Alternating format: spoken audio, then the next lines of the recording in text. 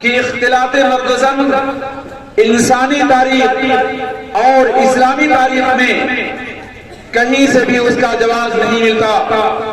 اور اگر اختلاط کی شکلیں انسانی سوسائٹی میں دیکھنے کو ملی یا اس کی دعوت لوگوں نے دی اور انسانوں کو اس جانب آبادہ کرنے کی کوشش کی تو بہت باپ کی پیداوار مغرب زدہ انسانوں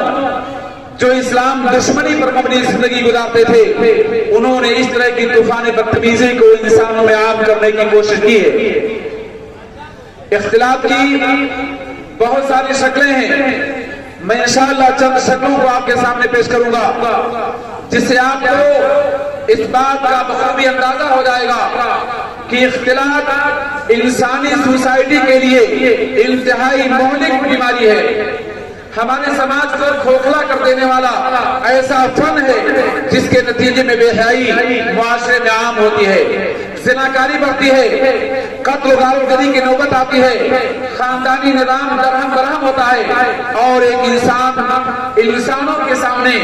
حقیر بن کر زندگی گزارنے کے لیے مجبور ہو جائے کرتا ہے۔ اختلاط کو اسلام نے مطلق طور پہ حرام قرار دیتے ہوئے اللہ کے رسول صلی اللہ علیہ وسلم نے ارشاد فرمایا، جیسا کہ عبداللہ ابن عمرو بن العاص کی حدیث میں ہے، وہ بیان کرتے ہیں کہ اللہ کے رسول صلی اللہ علیہ وسلم نے کہا، مروا اولادکم بالصلاۃ وهم ابناء 7 واضربوهم علیہا وهم ابناء 20 وفرقوا بینہم فی المضاجع۔ یہ حدیث اس بات کی صریح دلیل ہے کہ اللہ کے رسول صلی اللہ علیہ وسلم نے اولیاء امور کو گھر کے ذمہ دار کو اس بات کا حکم دیا کہ بچے جب 7 سال کے ہو جائیں تو انہیں نماز کا حکم دیا جائے، اور جب 10 سال کے ہو جائیں تو نماز ادا نہ کرنے پر ان کی تعدیب کی جائے، اور اسی تعدیب کے ساتھ ساتھ اس بات کو بھی بیان کر دیا گیا ان کے بستروں کو الگ کر دیا جائے۔ ذرا غور کیجئے،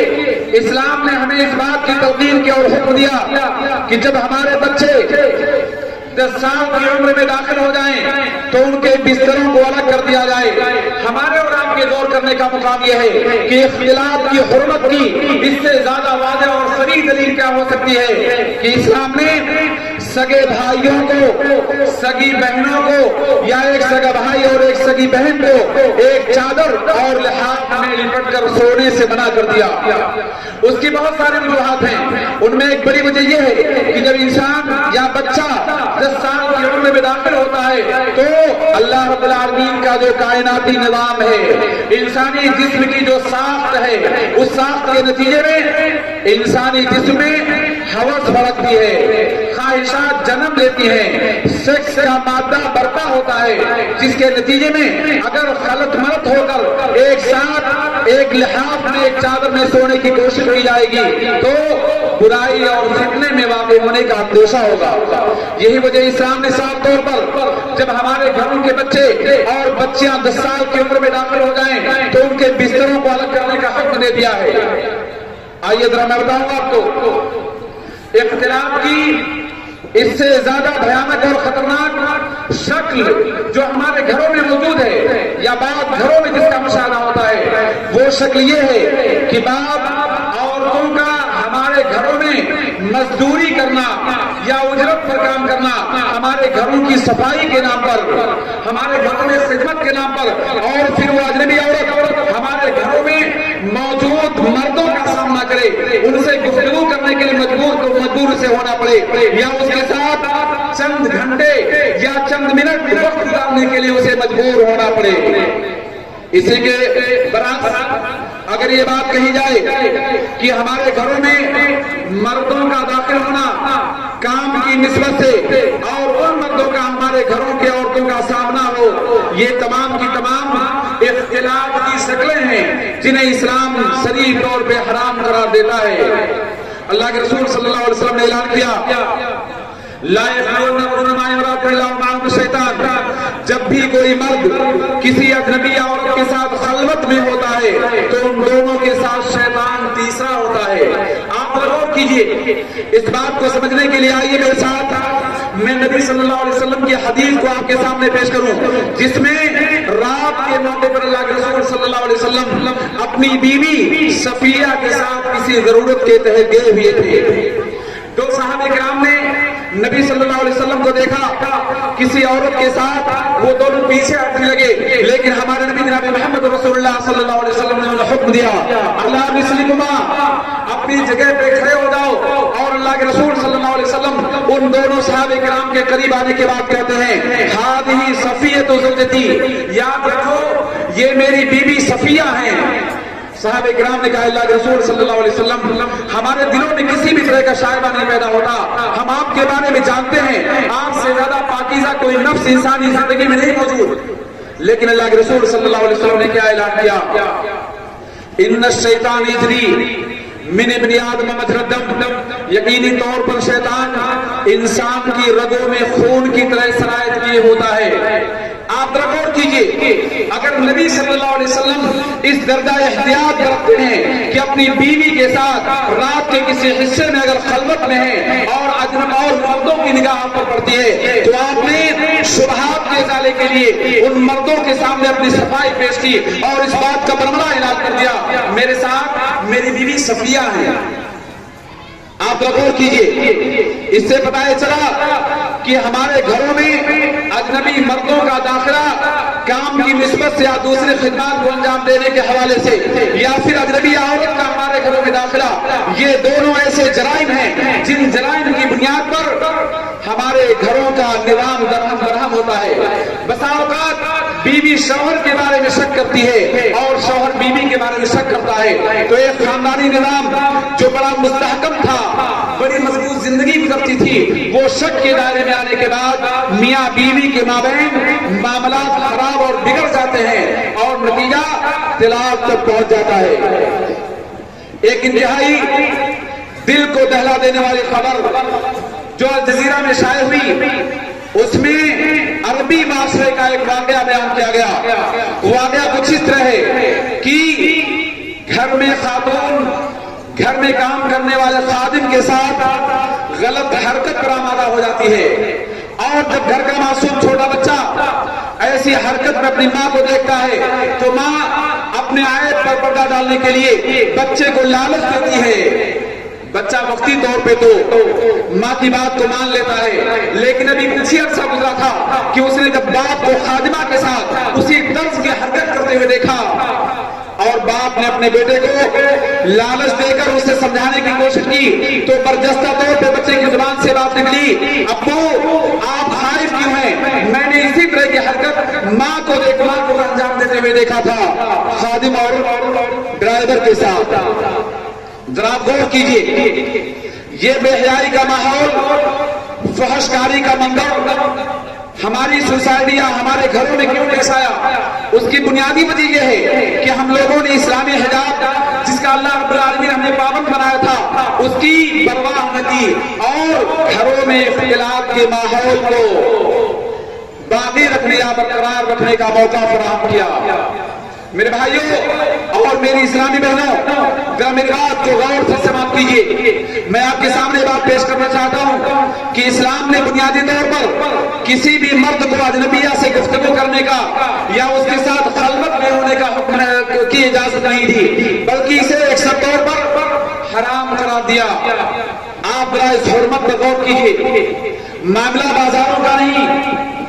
دکانوں اور شاپنگ سینٹروں کا نہیں, تعلیم گاہوں کا نہیں, شادیوں میں شرکت کا نہیں, بلکہ دنیا کی مقدس ترین جگہیں جنہیں آپ اللہ کی مساجد کا نام دیتے ہیں, جہاں ایک مسلمان اللہ رب العالمین پر ایمان کے نتیجے میں اپنے دل میں اللہ کا خوف پاتا ہے, شیطان کے وسوسے سے جہاں دور رہتا ہے. اگر ایسی مقدس جگہ میں اسلام خاتون کو حاضری کی اجازت دیتا ہے, لیکن وہ اجازت اتنی مقدس, اتنی پاکیزہ, اتنی شرافت پر مبنی کہ کوئی بھی عورت اللہ کے گھر میں عبادت کے لے کر حاضر ہونا چاہتی ہے تو اس کے بارے میں ہمارے نبی صلی اللہ علیہ وسلم کا صاف طور پہ ارشاد ہے, ایما امرأۃ اصابت بخورا فلا تشهد معنا العشاء الاخرہ, جو عورت بھی بخور کو استعمال کر لے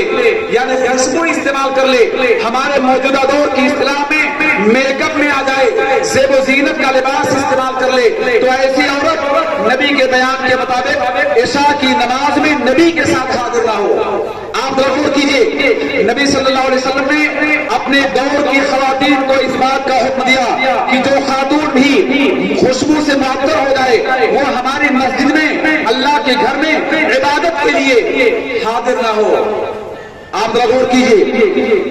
اسی قبیل کی بات صحابی رسول بلال رضی اللہ عنہ سے ثابت ہے. وہ مسجد سے واپس جا رہے تھے گھر, ایک بادی سے راستے میں ملاقات ہوئی جس نے خوشبو سے اپنے آپ کو معطر کر رکھا تھا. بلال نے سوال کیا, این تریدین یا امت الجبار, جبار کی بادی تم کہاں جانا چاہتی ہو؟ انہوں نے جواب دیا, ارید المسجد. قال لہذا تطیبتی؟ قال نعم, میں مسجد جانا چاہتی ہوں. صحابی پوچھتے ہیں کیا مسجد جانے کے لیے تم نے یہ خوشبو لگا رکھا ہے, تم نے بخور کا استعمال کیا ہے؟ وہ جواب دیتی ہاں. صحابی رسول کہتے ہیں میں نے اللہ کے رسول صلی اللہ علیہ وسلم کو فرماتے ہوئے سنا ہے جو عورت بھی خوشبو استعمال کر لے اللہ رب العالمین ایسے عورت کی نماز قبول نہیں کرتا یہاں تک کہ اپنے گھر واپس آ کر وہ غسل جنابت کر لے. ذرا غور کرو کتنی واضح تعلیمات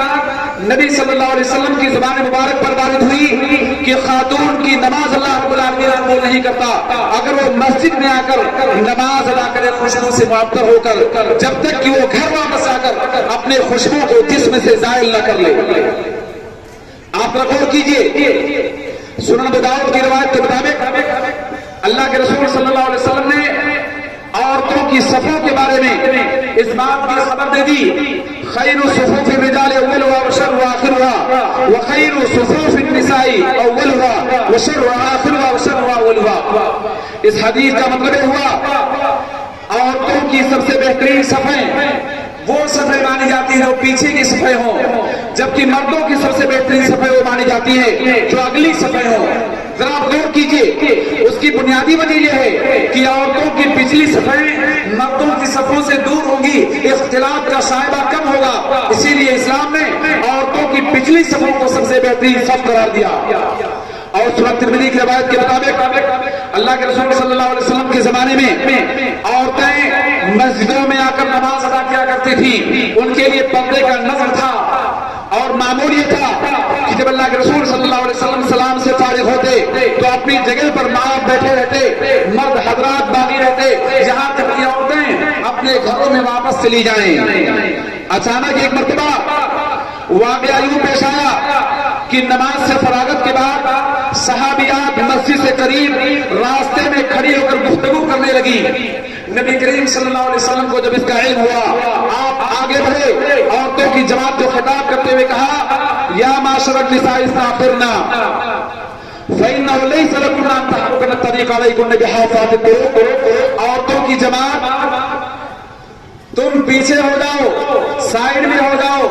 تمہارے لیے راستوں کے بیچ میں کھڑے ہونے کا کوئی حق نہیں ہے. ام عطیہ بیان کرتی ہیں نبی صلی اللہ علیہ وسلم کے اس فرمان کو سننے کے بعد جب بھی ہم مسجدوں سے اپنے گھروں کو واپس جاتی تو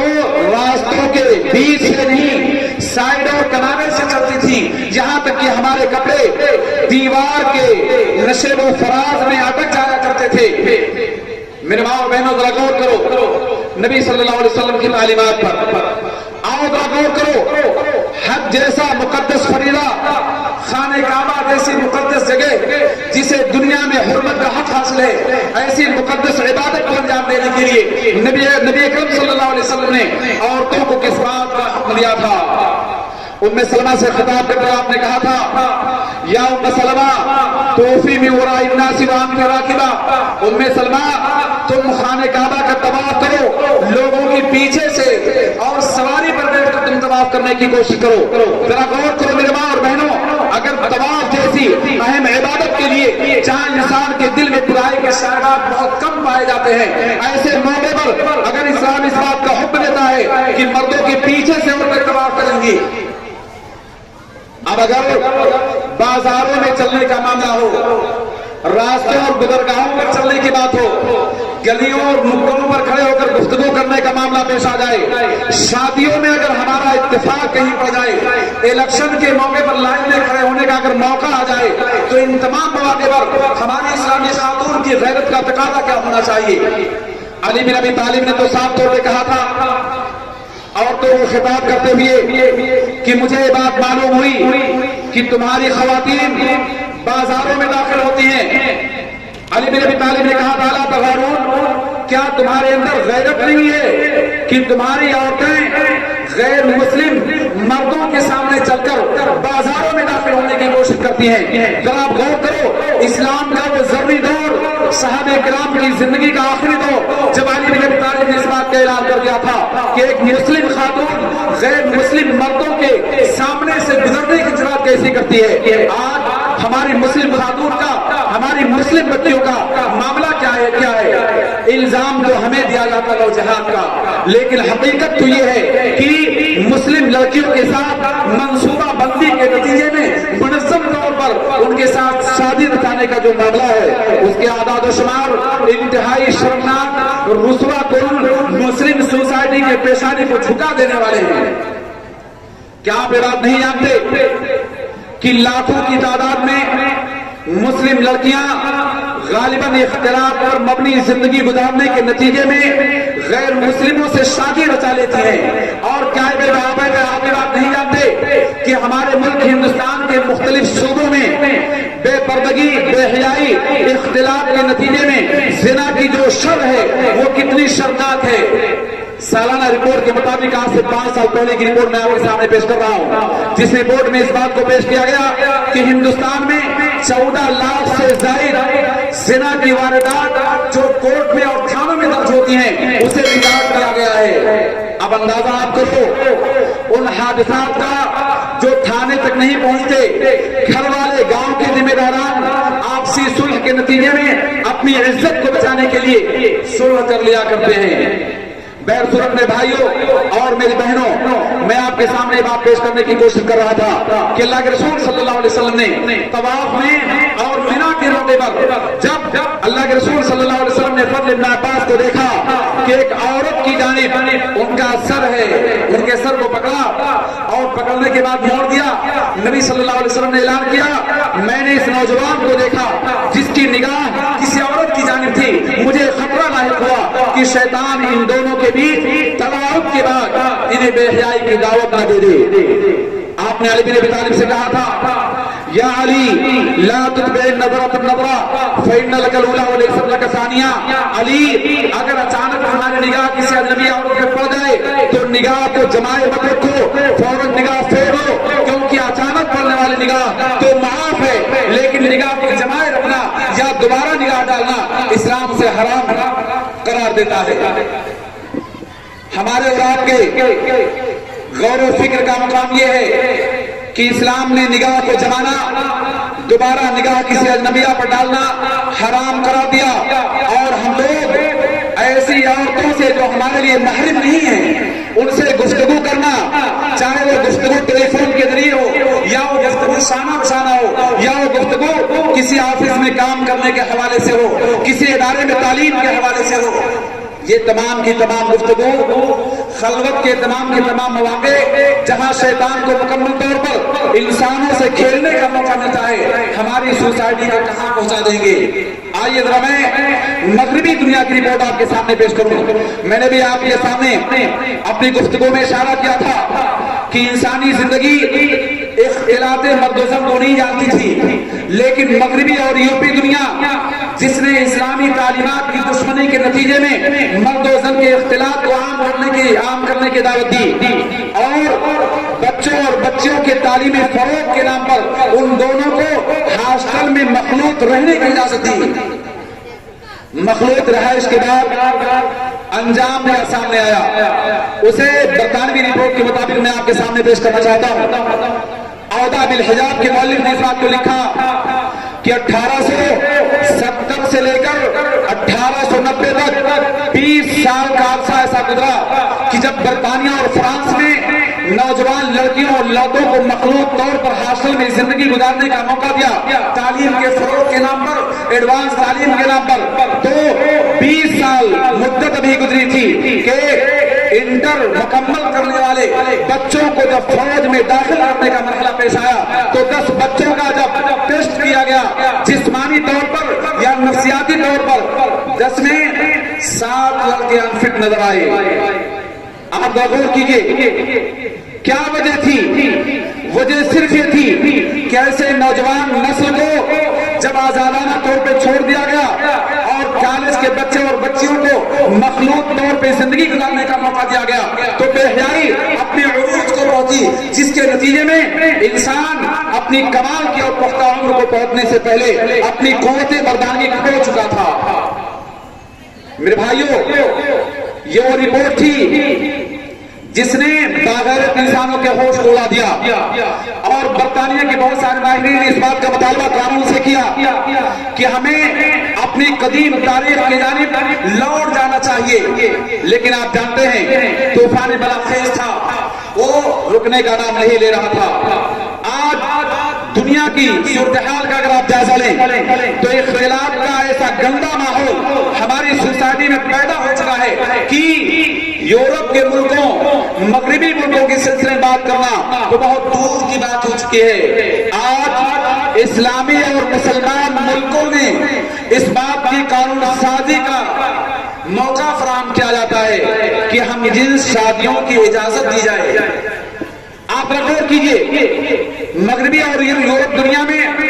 جب ہم جنسی شادیوں کی اجازت دی گئی اس کا نتیجہ ہمارے سامنے کیا آیا؟ فحشکاری عام ہوئی، زناکاری کے نتیجے میں ایڈز جیسی مہلک بیماریاں، کینسر جیسی تباہ کن بیماریاں انسانیت نے دیکھا اور بہت بڑی تعداد میں نوجوانوں کی نسل ان بیماریوں میں مبتلا ہونے کے بعد زندگی سے لوگ ہاتھ دھو بیٹھے.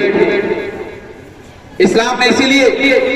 ان برائیوں کا سدباب کرتے ہوئے صاف طور پہ حجاب کا حکم دے دیا تھا اور اللہ رب العالمین نے قرآن مقدس میں اعلان کیا مردوں کو خطاب کرتے ہوئے،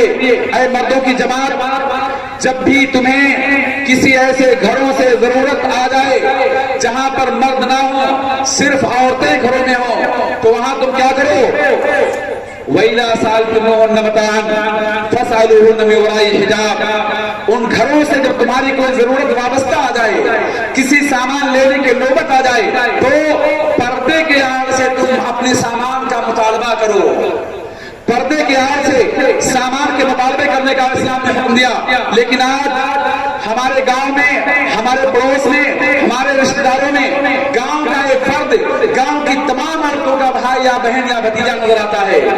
جبکہ اسلام نے صاف طور پہ ان چیزوں سے منع کر دیا تھا. ابھی آپ نے شیخ محترم کی زبانی اس تفصیل کو سماعت کیا، میں اس بات کو آپ کے سامنے پیش کرنا نہیں چاہتا ہوں. میں صرف بتانا یہ چاہتا ہوں کہ اللہ رب العالمین نے نبی صلی اللہ علیہ وسلم کی زبان مبارک پر عورتوں کے حقوق دیے، مردوں کے حقوق دیے اور دونوں میں سے ہر ایک کو اپنے حقوق کے برتنے کا ذمہ دار ٹھہرا دیا گیا. اس ذمہ داری کا فائدہ بھی بیان کر دیا گیا اور اللہ کے رسول صلی اللہ علیہ وسلم نے بے حیائی اور بے پردگی کے نتیجے میں جو نقصانات، تباہیاں واقع ہوتی ہیں، ان تباہیوں سے بھی انسانوں کو باخبر کر دیا تھا. آئیے میں آپ کے سامنے 2 احادیث پیش کرتا ہوں جس سے آپ کو اندازہ ہوگا کہ ہماری مسلم سوسائٹی اور سماج کو اپنی ماں اور بہنوں اور بیویوں کے بارے میں کس قدر غیرت مند ہونا چاہیے. صحیح بخاری کی حدیث ہے، اللہ کے رسول صلی اللہ علیہ وسلم کے سامنے سعد نے عرض کیا، اے اللہ کے رسول صلی اللہ علیہ وسلم، آپ کا کیا خیال ہے کسی ایسے شخص کے بارے میں جو اپنی بیوی کو کسی اجنبیہ سے محو گفتگو ہوتا ہوا دیکھ لے؟ اور اللہ کی قسم، اے اللہ کے رسول صلی اللہ علیہ وسلم، اگر میں اپنی بیوی کو اس طرح کسی اجنبی مرد سے گفتگو کرتے دیکھ لوں تو اپنی اسی تلوار سے اس کے سر کو قلم کر دوں گا. آپ غور کرو، صحابہ کرام کو سعد کی غیرت پہ تعجب آیا. نبی صلی اللہ علیہ وسلم نے اعلان کیا، اتعجبون من غیرت سعد وانا اغیر منہ واللہ اغیر منی لذا حرم الفواحش ما ظہر منها وما بطن. تمہیں سعد کی غیرت پہ تعجب ہے؟ میں سعد سے بڑا غیرت مند ہوں، اللہ رب العالمین مجھ سے بڑا غیرت مند ہے. اسی غیرت کی وجہ سے اللہ رب العالمین نے فحشکاری کے تمام راستوں کو مسدود کر دیا، چاہے وہ ظاہری ہو یا باطنی. اب अबू दाऊद की सुनन की रिवायत में है कि गज़वे से एक सहाबी अपने घर वापस आए, अपनी बीवी को दरवाजे पर देखा। वजह ये नहीं थी कि वो बीवी, वो मासूम औरत, वो पाकबाज पाकदामन औरत अपने घर के दरवाजे पर इसलिए खड़ी थी कि उसे किसी का इंतजार था। बात ऐसी नहीं थी, बल्कि घर की ऐसी मजबूरी थी कि उसे घर से बाहर निकलना जरूरी हो गया था। शौहर ने जब देखा अपनी बीवी को, गैरत में आए, नेजा ताना। बीवी ने कहा पहले घर की खबर लो। घर में दाखिल हुए, सांप को देखा, अपने नेजे से सांप को मारा और नेजा लेकर बाहर निकले। रावी हदीस कहते हैं मैं नहीं जानता पहले सहाबी की मौत हुई या पहले सांप की मौत हुई। इस हदीस को बयान करने से मेरा मकसद ये है, सहाबी की गैरत पर और उनकी बीवी की गैरत पर हमें गौर करना होगा कि दरवाजे पर खड़ा होना किसी औरत के लिए उनकी गैरत की मुनाफी बात थी। लेकिन आज हमारे घरों की खवातीन किस दर्जा पर्दे और हिजाब का एहतमाम करती हैं, जबकि अल्लाह रब्बुल आलमीन ने साफ तौर पर उन्हें पर्दा करने का हुक्म दे दिया था। मेरे भाइयों और मेरी माँ और बहनों, मैंने इस गुफ्तगू में सिर्फ इस बात को बयान करने की कोशिश की है, इस्लामी गैरत और इस्लामी हया, इन औसाफ को समझने की कोशिश की जाए और फिर इस्लाम ने इख्तिलाफ की जिन शक्लों को हराम करार दिया उनसे बचा जाए, ताकि हमारा माशरा पाक दामन हो, बेहयाई से हम लोग बचें। फहशकारी जो इंसान के खून को हलाल कर देने वाली है, जहन्नम कर ले जाने वाली है, उससे हमें निजात मिले। क्योंकि अभी खुतबा का एक तवील सिलसिला है और आपके सामने सवाल और जवाब भी पेश होना है, इसलिए मैं इन्हीं कलिमात पे अपनी बात को खत्म करता हूं। अल्लाह से दुआ कि अल्लाह रब्बुल आलमीन मुझे और आपको इन बेहतरीन बातों पर अमल की तौफीक दे।